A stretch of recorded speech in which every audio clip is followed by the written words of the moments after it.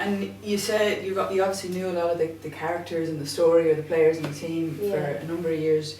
Did that help you create a vision of what you wanted to say in the book, or did that change over the course of you writing it? No, I suppose in terms of that question, it massively helped because you knew the personalities, but on the other side of it, these are friends on one hand, yet you're covering them on a professional level on the other hand, and it's trying to create that, where's that line.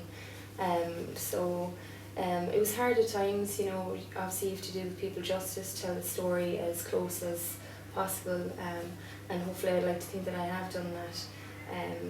And just the reaction from the players and the management teams who've been involved over the years, I think they're quite happy with how the story has been told. So definitely I think in terms of knowing the players, knowing the setup, knowing the personalities, helped massively in writing the story and doing them justice, I suppose, at the end of it, really. Do you think they trusted you more because they knew you? Yeah, I think so.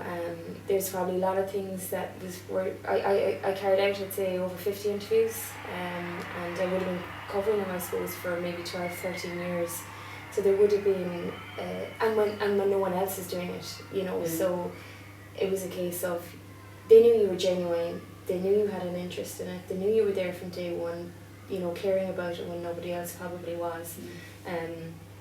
So I think they definitely trust me, and there would have been things that they would have told me that aren't in the book, and that's good too. I suppose in the sense that they trusted you in that. And did you make that call, or did they ask you not to put it in? I think it was easier in some cases for me to make the call because I knew their personalities again, so I knew where that line was, and they knew where that line was, and there were times where people said, look, don't put that in, or you'll mortify me there, don't stick that story in, and that's totally fine too, because it is the first sports book of its kind covering a female sports team, so they're thrown into the spotlight as well, when that has never been the case for any other female GAA players, because it is the first sports book of its kind. So I was, extremely fortunate and privileged to be a part of their story for so long, on the fringes, but to some extent being on the inside as well.